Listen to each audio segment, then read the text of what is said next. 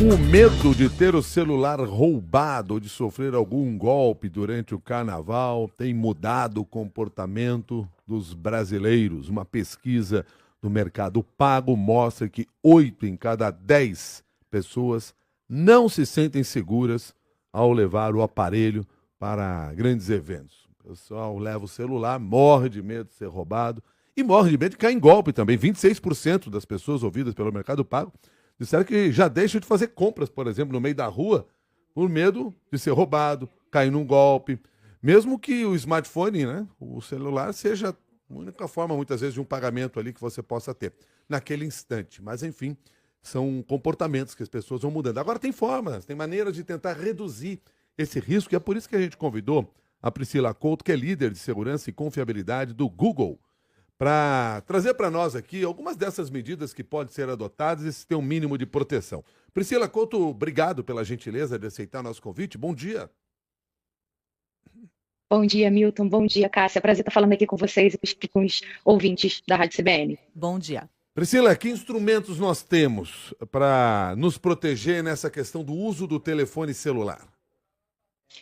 Milton, quando a gente fala de sistema Android, nós temos inteligência artificial atuando para nos auxiliar a conseguir não sofrer problemas de perda de dados pessoais na hipótese de furto ou roubo de celular. Como é que a gente faz isso? Todos os celulares Android que foram fabricados a partir de 2025 já saem hoje de fábrica com um sistema que reconhece na hipótese de roubo. E aí, quando eu falo roubo, é aquele roubo que, infelizmente, nós estamos acostumados aqui no Brasil, de você estar falando ao celular na rua e alguém bruscamente tirar o seu celular e sair correndo, seja numa bicicleta. Então, nós temos um sistema hoje que já auxilia a fazer o bloqueio do celular, nessa hipótese, e também o bloqueio remoto. Aí vocês vão me perguntar, mas Priscila, como é que faz isso? Bem, como eu falei, celulares Android que saíram de fábrica a partir de 2025 já tem esse sistema por padrão, mas quem tem celular Android anterior a 2025 pode ativar isso facilmente. E aí, como se faz? O passo a passo é o seguinte: você vai em configurações, e aí lá na busca, onde tem geralmente uma lupa, que você pode escrever o que você está buscando, você coloca roubo. Vão aparecer ali duas hipóteses, duas ferramentas para você conseguir ativar. A primeira é essa que eu falei, em que se você estiver falando ao telefone e alguém bruscamente retirá-lo e acelerar, o telefone vai bloquear, é uma tecnologia que utiliza a inteligência artificial. E o segundo, o que vai fazer? Ele vai fazer com que, geralmente, os ladrões, eles fazem o quê? Eles pegam o seu celular e colocam em modo avião, exatamente para você não conseguir rastreá-lo, ainda que você tenha algum tipo de sistema para fazer isso. Então, quando o ladrão coloca o seu celular em modo avião e você tem essa ferramenta do Android ativada, a inteligência artificial automaticamente bloqueia o celular novamente, para evitar que seus dados sejam roubados.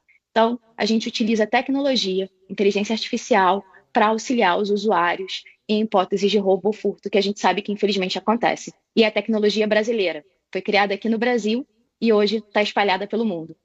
Bom, então a gente tem essa tecnologia para quem usa Android. E para quem usa o sistema iOS?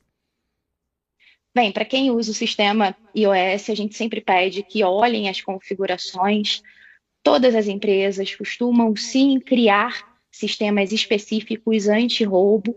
E, além disso, a gente também tem o próprio sistema que o governo federal criou, a Anatel, em que você consegue fazer ali o cadastro do seu celular para garantir que, se na hipótese de algo acontecer, você buscar uma pessoa de confiança que vai conseguir fazer esse bloqueio. Então, hoje já é comum e a gente sempre pede aos usuários que busquem informações e que principalmente ativem essas configurações, que é uma forma de se proteger, principalmente no carnaval. Existe também, e a gente trouxe isso logo na abertura, o medo do risco de se cair num golpe. Por exemplo, muito comum acontecer, vai passar um Pix, ainda considerando em grande evento, você não presta atenção em muitas coisas, e de repente você vai ver que aquele valor que foi tirado é muito maior. Ou, enfim, outros golpes que acontecem aí pelo mercado. Dentro dessa perspectiva, o que vocês recomendam para quem tem telefone celular? Bem, em relação a pagamentos em geral, quando você está fazendo pagamento na maquininha, seja utilizando o cartão físico, e aí a gente sempre pede para as pessoas ficarem atentas, porque a gente sabe que, infelizmente, na hora que você passa o cartão físico, muitas vezes você está ali na festa, na confusão toda do bloco, há uma troca de cartão, e nisso a pessoa que está com a maquininha fica com seu cartão original e ainda tem sua senha para depois fazer saques na sua conta. Então a gente sempre pede atenção em relação a isso.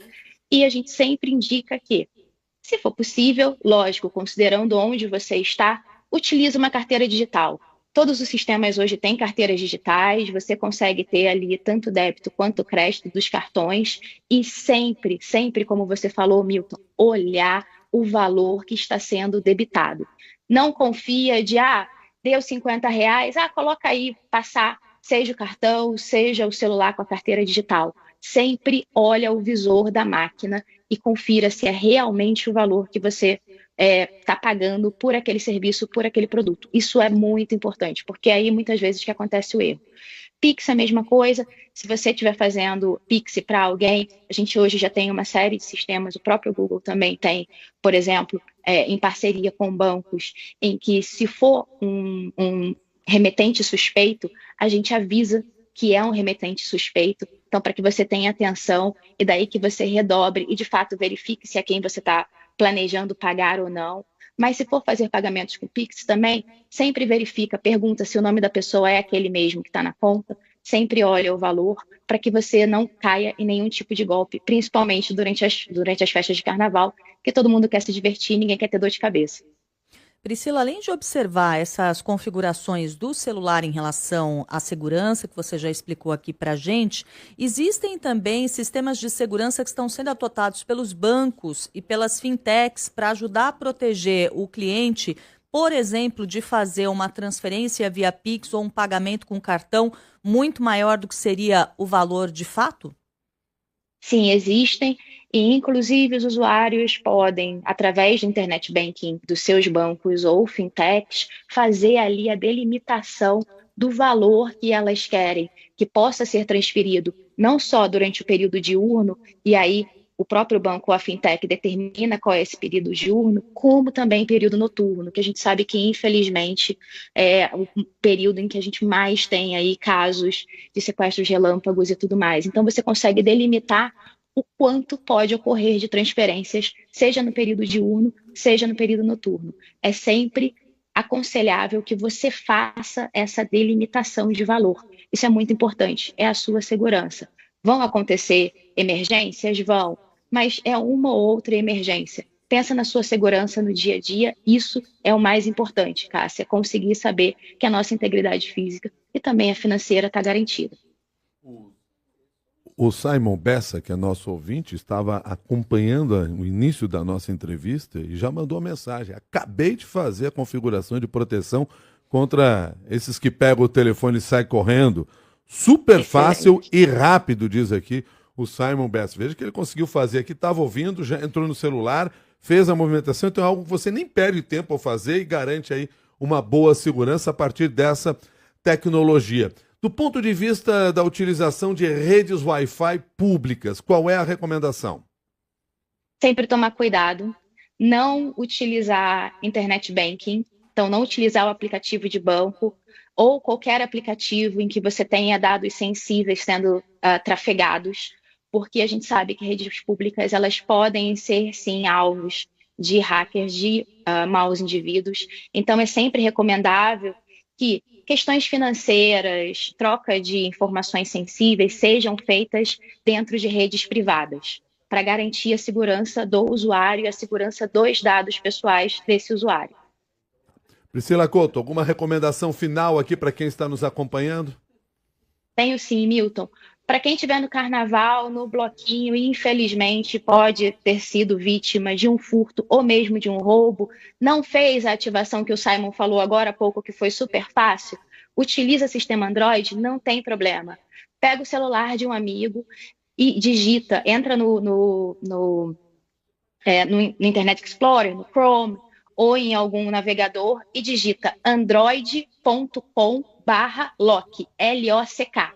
O que vai acontecer aqui? você vai entrar num site da Android que, se o seu telefone for Android, você só precisa colocar o número do seu telefone. E aí o seu telefone vai ser bloqueado. Então, percebeu que foi furtado ou foi roubado e não ativou as ferramentas de segurança do Android, pede o celular emprestado a alguém, entra no site android.com/lock, L-O-C-K, e digita simplesmente o seu telefone com o DDD. E aí você vai conseguir fazer o bloqueio remoto dele e tentar garantir que os seus dados pessoais não sejam roubados e as suas contas bancárias não sejam invadidas. Priscila Couto, muito obrigado pelas suas informações e alertas. Um bom dia. Bom dia, Milton. Bom dia, Cássia. Super obrigada. Obrigada. A Priscila Couto é líder de segurança e confiabilidade do Google na América Latina. Conversou com você aqui no Jornal da CBN, trazendo algumas das orientações para você ter um carnaval mais seguro, ao menos do ponto de vista do uso do seu telefone celular. 9h19.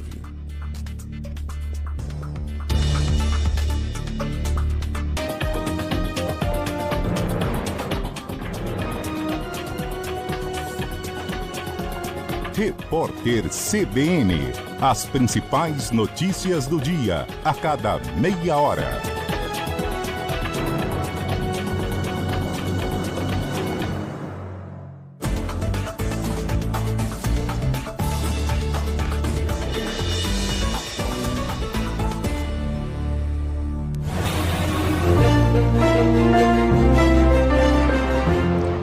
Ainda na zona sul da cidade, que concentra o congestionamento agora, o trânsito na Avenida Jornalista Roberto Marinho está travado no sentido da Marginal do Rio Pinheiros, a partir da Rua Zacarias de Góes. O motorista vai assim até o encontro com a Avenida Doutor Chucri Zaidan, que também tem um caminho bem difícil dos dois lados na altura da Roberto Marinho.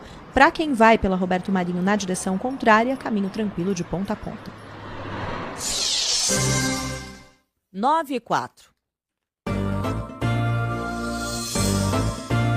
Jornal da CBN.